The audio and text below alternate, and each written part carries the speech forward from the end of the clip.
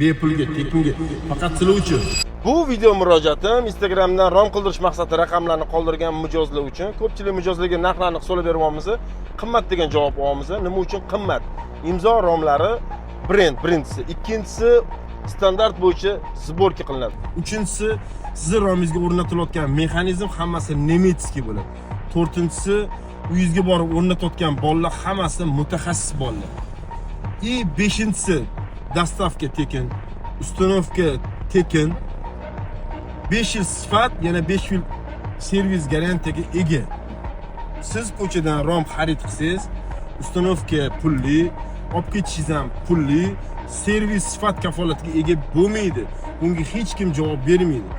Imzo zavodi sizga 5 yil javob beradi. Romingizda ochilib yopilishida qanaqadir yil o'tishi bilan qanaqadir muammo bo'lsa, hammasini qilib beradi. Bepulga, tekinga, faqat sizlar uchun.